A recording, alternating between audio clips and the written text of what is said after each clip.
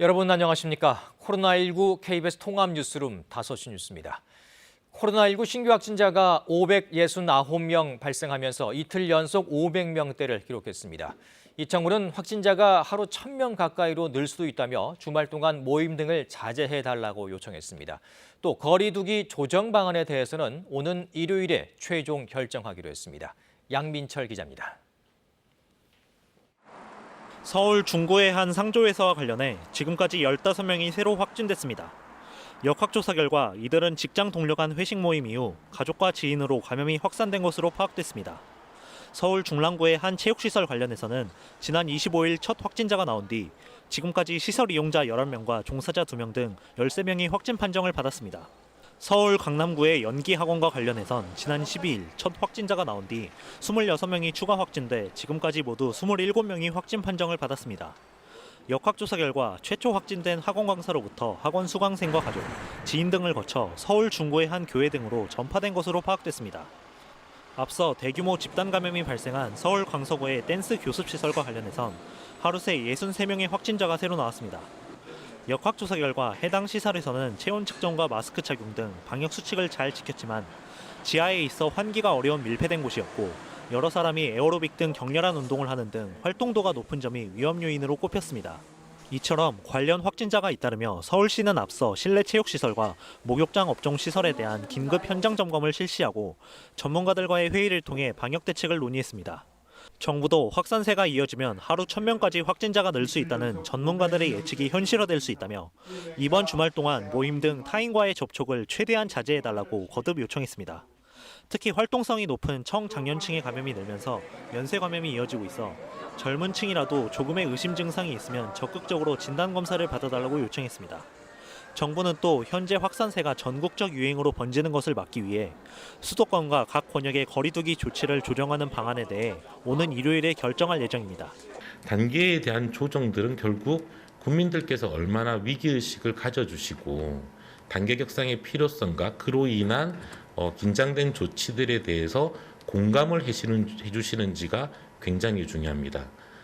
한편 정부는 코로나19 장기화에 대비해 아이돌봄 서비스의 정부 지원 시간을 늘리고 장기요양 수급자에 대한 비대면 건강관리 서비스를 강화하는 등 취약계층의 돌봄 체계 개선을 추진하겠다고 밝혔습니다. KBS 뉴스 양민철입니다. 부산의 장구 음악실과 관련된 집단 감염은 오늘도 번지고 있습니다. 수능을 엿새 앞둔 가운데 음악실 관련 확진자와 접촉한 고3 수험생도 확진 판정을 받았습니다. 강예슬 기자의 보도입니다. 부산의 한 고등학교, 이 학교 3학년 학생이 코로나19 확진 판정을 받았습니다. 이 학생은 지난 24일 부산의 한 병원에서 장구음악실 관련 확진자와 같은 시간대 진료를 받은 뒤 자가격리 통보를 받기 전까지 등교한 것으로 확인됐습니다. 부산시는 현재 해당 학교 3학년 학생과 교사 160여 명에 대해 전수검사를 하고 같은 반 학생 17명과 교사 12명을 자가격리 조치했습니다. 부산의 한 성당에서도 장구음악실과 관련한 확진자가 나왔습니다. 부산시는 이 성당에 대한 방역 작업과 함께 접촉자 조사를 진행하고 있습니다. 음악실에서 비롯된 집단 감염은 요양병원과 학교에 이어 종교시설로까지 연쇄적으로 확산하는 양상입니다. 장구 음악실 관련 확진자는 부산에서만 60여 명, 전국적으로는 90여 명입니다. 다행히 관련 확진자가 나온 요양병원에서는 800여 명에 대한 전수검사에서 추가 확진 사례는 없었습니다. 또 확진자가 발생한 초등학교의 학생과 교직원들에 대한 검사에서도 모두 음성 판정이 나왔습니다. 이 밖에도 부산에서는 감염 경로가 파악되지 않은 기존 확진자의 접촉자 8명이 추가 확진 판정을 받았습니다. 또 다른 지역 확진자의 접촉자를 포함해 오늘 하루 모두 26명의 신규 확진자가 나왔습니다. 부산은 지난 24일 12명의 신규 확진자가 나온 이후 나흘 연속 20명대 확진자가 나와 보건당국이 긴장하고 있습니다. 부산시는 최근에 감염 추세가 앞선 유행과 달리 감염 범위가 넓고 속도도 매우 빠른 데다 특정 시설이 아닌 일상생활 공간에서 광범위하게 나타나고 있다며 방역수칙 준수를 당부했습니다. KBS 뉴스 강예슬입니다. 집단 감염이 발생한 충남 공주의 푸르메 요양병원에서 확진자 17명이 추가로 나왔습니다. 이들은 모두 1차에서 음성이었지만 재검사에서 양성 판정을 받았는데 이 해당 요양병원과 관련한 누적 확진자는 42명으로 늘었습니다. 한솔 기자입니다. 공주 푸르메 요양병원에서 확진자 17명이 추가 발생했습니다. 환자 15명과 간호사와 간병인 각각 1명입니다. 지난 23일 발생한 병원 내 집단 감염에선 접촉자로 분류됐습니다. 1차에서 음성이 나와 병동과 임시시설에 격리됐는데 재검사에서 양성 판정됐습니다. 어제 해당 병원에서 음성 판정을 받았던 환자와 간병인 4명이 발열 증세를 보인 뒤 재검사에서 확진되면서 방역당국은 추가 확진자가 나온 2개 병동의 139명에 대한 재검사를 벌였고 이 가운데 17명이 양성 판정을 받았습니다. 공주 푸르메 요양병원과 관련된 누적 확진자는 모두 42명으로 늘었습니다. 또 충남에서는 천안에서 50대 중학교 교사가 확진돼 접촉자 230여 명에 대해 검사가 진행 중이고 앞서 집단 감염이 발생한 아산 선문대와 서산 공군부대에서 1명씩 확진자가 더 나오는 등 13명이 추가 확진됐습니다. 대전에서도 청소업체 연쇄 감염으로 60대가 확진되는 등 5명이 확진됐습니다. 세종에서는 앞서 서울 확진자와 접촉해 10대 확진자가 발생한 PC방에서 10대 1명과 20대 1명이 추가 확진됐습니다. KBS 뉴스 한솔입니다. 사랑제일교회 인근 전통시장 소상공인들이 전광훈 목사와 사랑제일교회를 상대로 5억 8천만 원대의 손해배상 청구 소송을 제기했습니다. 사회단체 평화나무는 오늘 오후 서울 북부지법 앞에서 기자회견을 열고 장위 전통시장 소상공인 120명은 지난 8월 코로나19 확산을 일으켜 지역 경제를 말살한 전광훈 목사와 사랑제일교회를 상대로 손해배상 청구 소송을 진행한다고 밝혔습니다. 이들은 지난 8월 15일부터 한 달간 시장 출입자 수와 매출 자료 등을 분석한 결과 출입자 수와 매출액 모두 20% 넘게 줄었다고 주장했습니다. 이들은 이를 근거로 매출 감소액 3억 4천만 원과 정신적 피해 2억 4천만 원의 손해배상을 청구한다고 설명했습니다. 윤석열 검찰총장에 대한 직무정지를 한시적으로 중단할지를 판단할 법원의 신문기일이 다음 주로 잡혔습니다. 검사들의 집단 반발이 이어진 가운데 추 장관은 윤 총장의 징계 절차를 계속 진행하겠다는 입장을 내놨습니다. 취재기자 연결합니다. 이재희 기자, 법원 신문기일이 다음 주로 잡혔는데 윤 총장이 직무에 복귀할 가능성도 있는 건가요? 네, 일단 심리를 맡은 서울행정법원 행정사부는 다음 주 월요일인 30일 오전 11시에 심리를 열기로 했습니다. 윤석열 총장의 징계 심의 이틀 전인데 당일 결론이 나올 가능성도 배제할 수 없습니다. 만일 이날 직무배제 효력을 멈춰달라는 윤 총장의 신청이 인용된다면 본안 소송 결과가 나올 때까지 윤 총장은 일단 직무에 복귀할 수 있게 됩니다. 한편 오늘까지 전국 거의 모든 평검사들 그리고 검찰 전현직 간부들이 추미애 장관의 조치를 비판하는 입장문을 내놨습니다. 윤 총장 관련 의혹 사건들을 수사 중인 서울중앙지검의 부장검사들까지 동참했습니다. 검찰총장의 임기는 법률로 보장돼 있는데 제대로 된 사실 확인 없이 절차와 규정에 맞지 않게 직무 정지와 징계 청구가 이루어졌다며 조치를 철회하라고 촉구했습니다. 네, 추 장관이 검사들의 집단 반발에 대해 입장을 밝혔죠. 네, 추 장관은 검찰 조직의 충격과 당혹스러움을 충분히 이해한다면서도 윤 총장에 대한 징계 절차는 법과 절차에 따라 그대로 진행하겠다고 밝혔습니다. 추 장관은 충분한 진상 확인과 감찰 조사 기관을 거쳤고 구체적이고 명백한 진술과 방대한 근거 자료도 수집했다고 강조했습니다. 특히 검사들이 입장을 발표하면서 논란이 일고 있는 판사 사찰 문건에 대해서는 아무 언급이 없고 당연시하는 듯한 태도를 보여 또 다른 충격을 받았다고 말했습니다.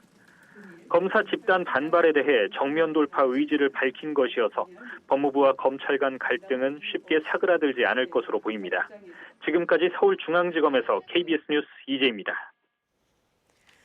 윤석열 총장 직무 배제 사태와 관련해 국민의힘과 국민의당은 합동으로 진상규명을 위한 국정조사 요구서를 제출했습니다. 민주당은 법무부 감찰과 검찰 수사를 우선 지켜보자며 한 발 물러섰고 판사 사찰 의혹에 대한 비판을 이어갔습니다. 개연우 기자입니다.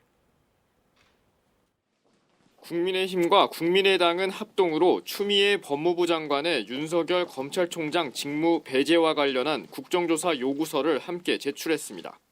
국민의힘 의원 103명과 국민의당 3명, 무소속 4명 등 110명이 국정조사 요구서에 이름을 올렸습니다. 국민의힘은 민주당 이낙연 대표가 국정조사를 먼저 제안했다며 민주당은 더는 식물 당대표를 만들지 말고 이 대표 말씀대로 즉시 조사에 임해달라고 압박했습니다. 주호영 원내대표는 추 장관이 대한민국의 법치주의를 온통 망가뜨려 놓고 있다고 목소리를 높였습니다. 그러면서 이번 사건은 대한민국의 법치 파괴 행위라며 국정조사가 필요한 사안이고 국회가 역할을 다해야 한다고 강조했습니다. 더불어민주당은 국정조사에 대해선 한 발 물러서면서 재판부 사찰 의혹과 검찰의 집단 반발 움직임에 화력을 집중했습니다. 국정조사를 먼저 언급했던 이낙연 민주당 대표는 중대한 사안을 국회가 조사하는 건 당연하다면서도 다만 법무부, 감찰과 검찰 수사를 지켜보고 국회는 그 결과를 토대로 책임을 다해야 한다고 밝혔습니다. 이 대표는 이어 야당이 그렇게 심각한 문제마저 정쟁으로 끌고 가려 한다고 말했습니다. 재판부 사찰 의혹에 대해서는 대검찰청이 조직적으로 수집, 관리, 유통한 것으로 보인다며 검찰은 그것이 불법이란 인식을 충분히 갖고 있지 않는 것 같다며 집단 반발 움직임을 겨냥했습니다. 김태년 민주당 원내대표도 검사들의 집단 행동에 대해서 검찰은 예외라는 생각에서 비롯된 특권 의식이라고 비판했습니다. KBS 뉴스 개헌우입니다. 다주택 논란 끝에 퇴직한 전 청와대 참모들이 퇴직 시점까지 다주택을 유지한 것으로 나타났습니다. 정부공직자윤리위원회가 오늘 관보에 공개한 지난 8월 2일부터 9월 1일까지 재산 변동 사항을 보면 김조원 전 민정수석은 지난 8월 퇴직하며 서울 강남과 송파의 아파트 2채 등 39억 8,099만 원의 재산을 신고했습니다. 김거성 전 시민사회 수석은 퇴직 시점 경기도 구리와 서울 은평구 주택을 보유했고 여현우 전 국정홍보비서관도 경기도 과천 아파트 분양권과 서울 마포구 아파트를 보유했습니다. 정만호 국민소통수석과 최재성 정무수석 등 현 청와대 참모진들은 1주택자 또는 무주택자였습니다. 억대 해외 원정 도박 혐의로 재판에 넘겨진 양현석 전 YG 엔터테인먼트 대표에게 1심 법원이 벌금 1,500만 원을 선고했습니다. 당초 검찰 구형보다 높은 벌금형입니다. 공민경 기자입니다. 서울 서부지방법원은 해외에서 억대 도박을 한 혐의로 기소된 양현석 전 YG 엔터테인먼트 대표에게 벌금 1,500만 원을 선고했습니다. 재판부는 오랜 기간 4억 원 넘게 해외 도박을 해 일반 대중이나 청소년들에게 부정적인 영향을 끼쳤다며 선고 이유를 밝혔습니다. 또 양 씨가 재범 방지를 다짐하고 있고 같은 종류의 전과가 없다는 점을 감안했다고 양형 이유를 설명했습니다. 양 전 대표는 2015년부터 4년 동안 미국 라스베이거스에 있는 카지노에서 20여 차례에 걸쳐 약 4억 원에 달하는 도박을 한 혐의로 재판에 넘겨졌습니다. 재판 과정에서 양 전 대표는 친목 도모를 위해 가볍게 게임을 한 것이라며 액수도 크지 않다고 주장하면서도 같은 실수를 반복하지 않겠다며 선처를 호소하기도 했습니다.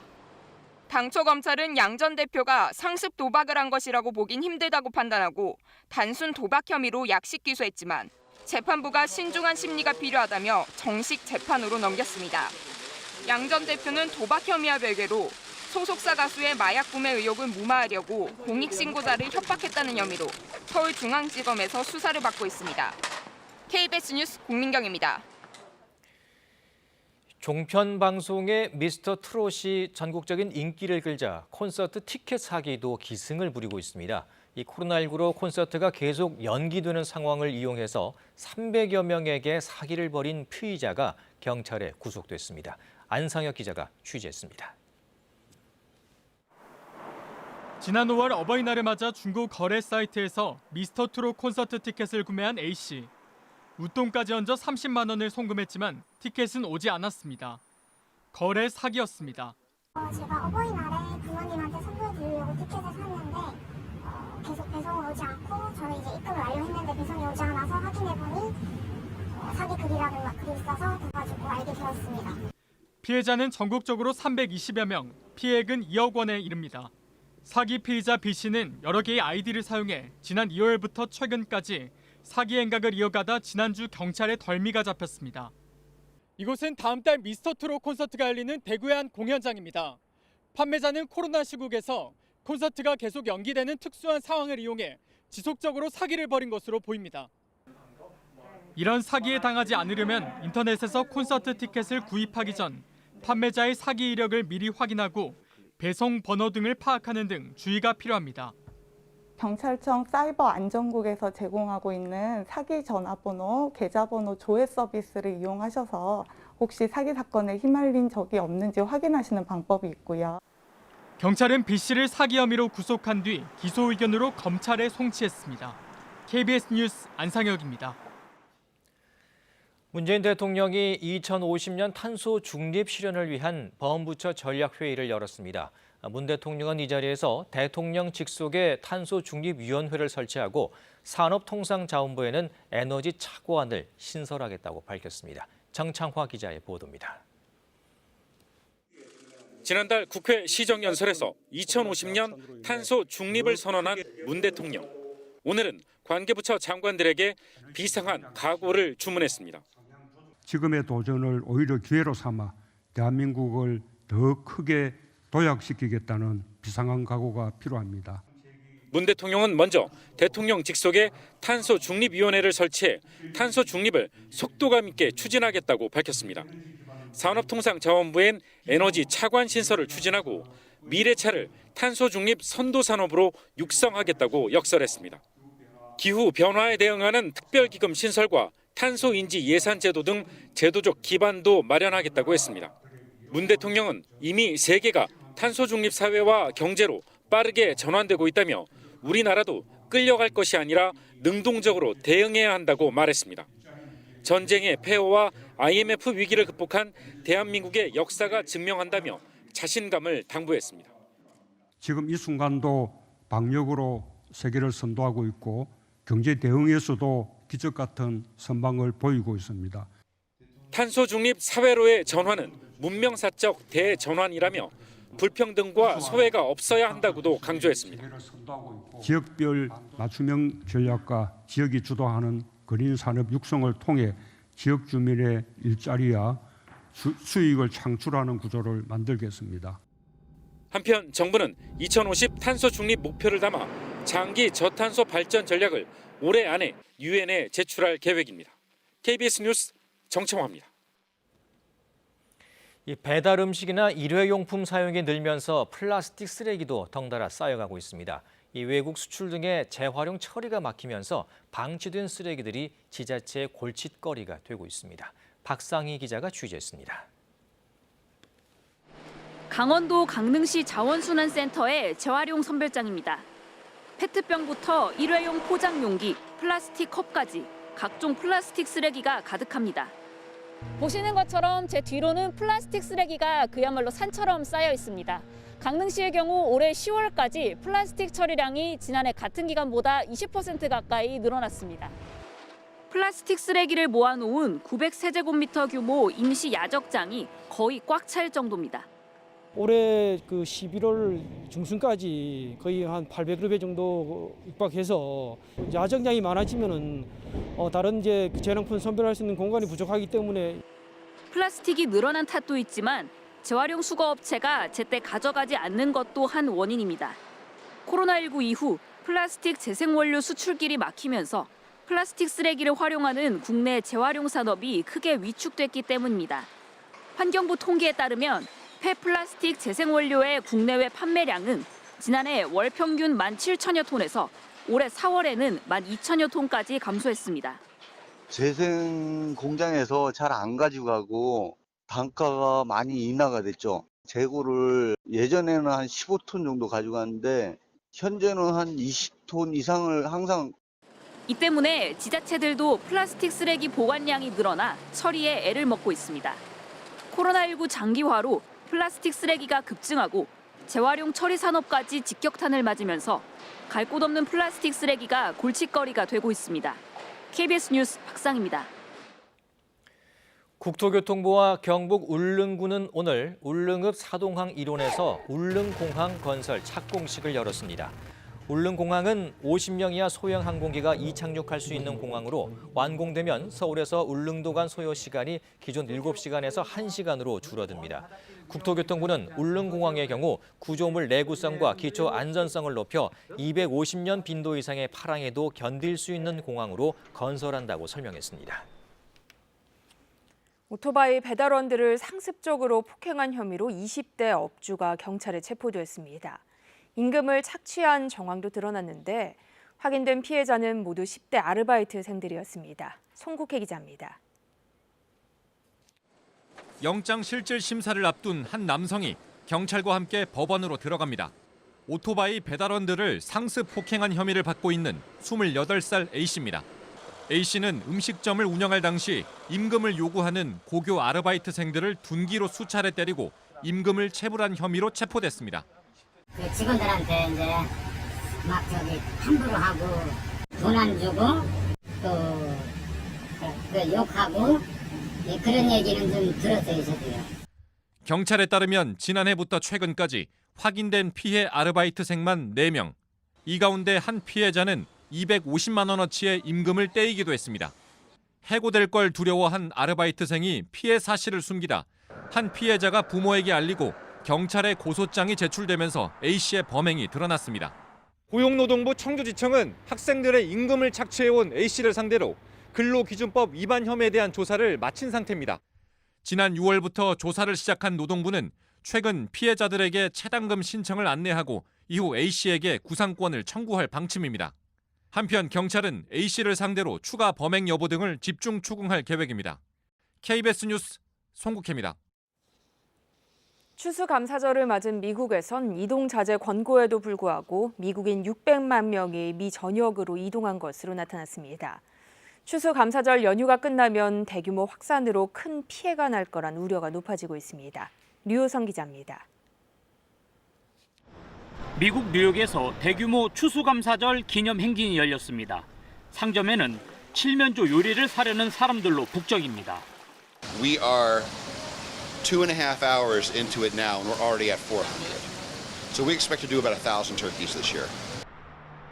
미국의 최대 명절 추수감사절을 맞아 가족과 함께하려는 미국인들의 이동이 본격화됐습니다.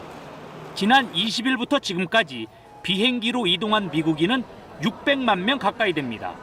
추수감사절 전날에는 하루에만 100만여 명이 비행기를 탔습니다.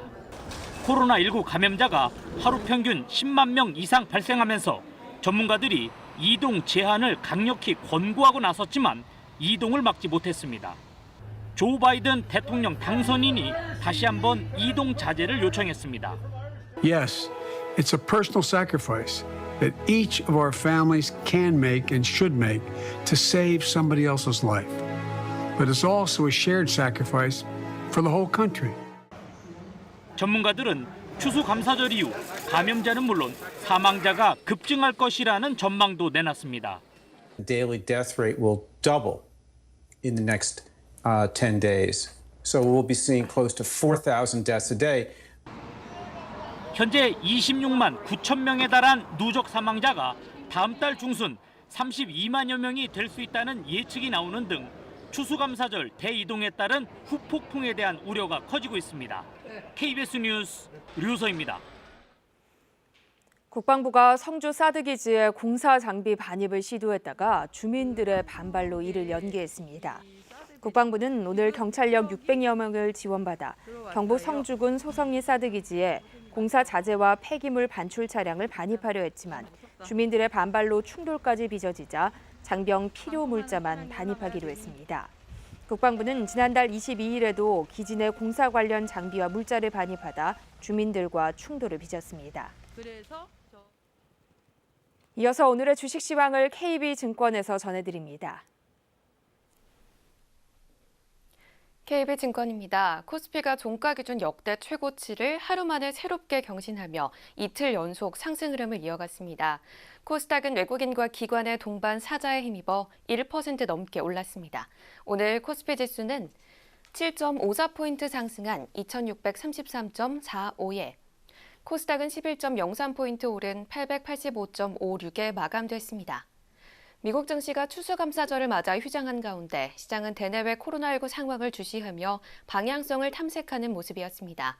보합권에서 등락을 반복하던 코스피는 개인과 외국인 매수세에 힘입어 2,630선을 넘어섰습니다.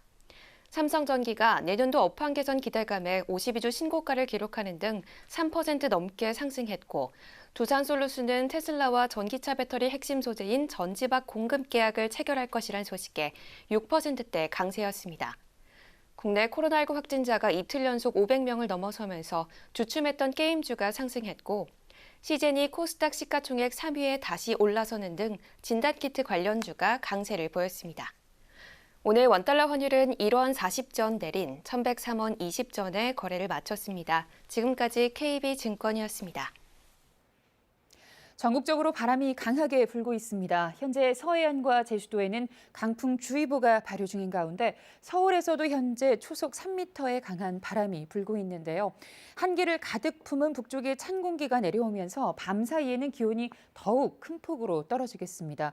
서울의 경우 내일 아침 기온이 영하 4도까지 내려가겠고 초속 3m의 강한 바람이 체감 온도를 영하 8도까지 끌어내리겠습니다.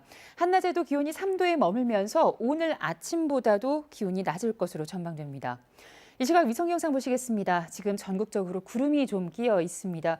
그중에서 동해안 지역은 동풍의 영향을 받으면서 흐린 날씨가 이어지고 있는데요. 강원 영동 북부에는 밤까지 비가 내리겠고요. 그 밖에 동해안 지역에서도 산발적으로 빗방울이 떨어지거나 눈이 날리는 곳이 있겠습니다. 또 서해상의 해기차 때문에 내일까지 호남 서해안과 제주도에서는 산발적으로 빗방울이 떨어지거나 눈이 날리는 곳이 있겠습니다. 그 밖의 지역에서는 가끔 구름만 끼겠고요. 서해상을 중심으로는 바람이 강하게 불겠습니다. 주변에 떨어질 만한 시설물이 없는지 점검을 철저하게 하셔야겠습니다. 한편 경북 동해안에는 현재 건조특보가 발효 중입니다. 산불 등 화재 예방에 신경을 쓰셔야겠습니다. 내일 아침 기온은 철원이 영하 8도까지 곤두박질 칩니다. 서울 영하 4도, 청주 영하 2도, 대구 영도, 광주는 영상 3도 등으로 오늘 아침보다 5도에서 7도가량 낮겠습니다. 낮 최고 기온은 서울이 3도, 청주 5도, 광주 6도, 대구 4도 등으로 오늘보다 3, 4도 정도 낮겠습니다. 바다의 물결은 전해상에서 높게 일겠고 특히 동해안에서는 높은 너울성 파도를 조심하셔야겠습니다. 당분간 맑은 날씨가 계속되겠고 아침 기온은 한동안 영하권에 머물겠습니다. 기상정보였습니다. 코로나19 통합 뉴스룸은 7시 뉴스에서 이어집니다. 시청해주신 여러분 고맙습니다.